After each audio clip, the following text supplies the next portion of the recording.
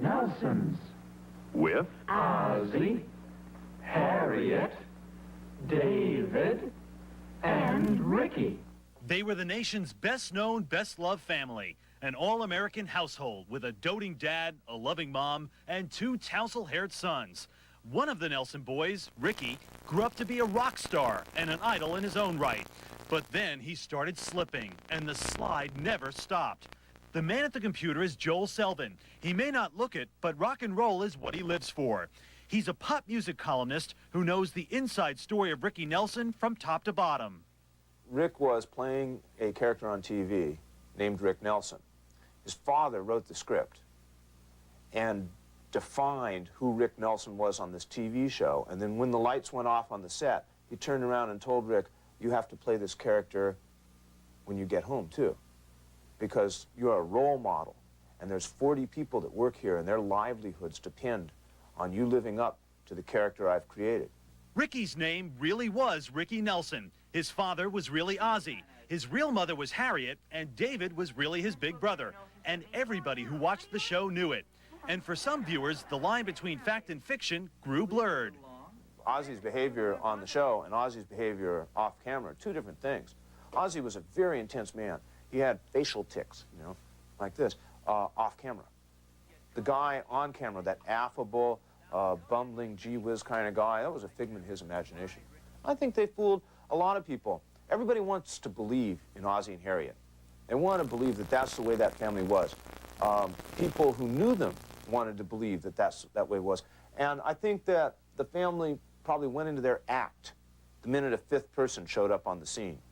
According to Selvin, Ricky was into drugs as early as 1961. And Harriet Nelson, the quintessential TV homemaker, wasn't all she appeared to be in those aprons she made famous.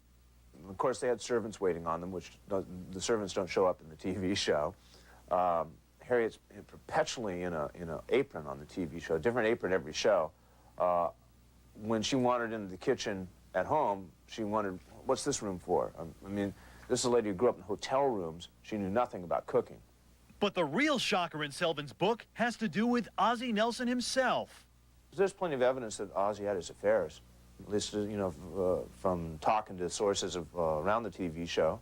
They seem to indicate that Ozzie partied around. Rick used to tell people that his father dated a lot of the girls on the show. Selvin says Ozzie, the businessman, the producer, the director, sensed the coming of the age of rock and roll as early as 1956 and pushed his son Ricky into imitating Elvis Presley on the show. Ricky was an instant success.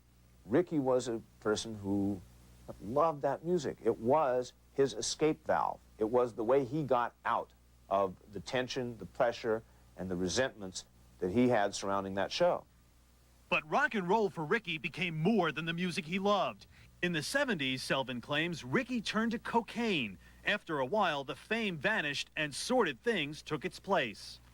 Rick would come home from concert tours and go into his bedroom and not come out. That he wouldn't see his own kids, who would be living in the house with him. That the only time he might come out of the bedroom is to grab a quick cheeseburger from the kitchen. He never ate anything but cheeseburgers and Snickers bars. At 30, when his trust funds paid off, Ricky was worth $4 million. 5 years later, he was stone broke. He lived out his life chased by mounting debts and playing to people who remembered him from his days of teenage glory, singing his heart out in places that appeared mostly on local maps. On New Year's Eve, 1985, he burned to death in a fiery plane crash. According to the autopsy reports, cocaine was in his system. If he were alive today, he would be just 50 years old. One more shattered myth.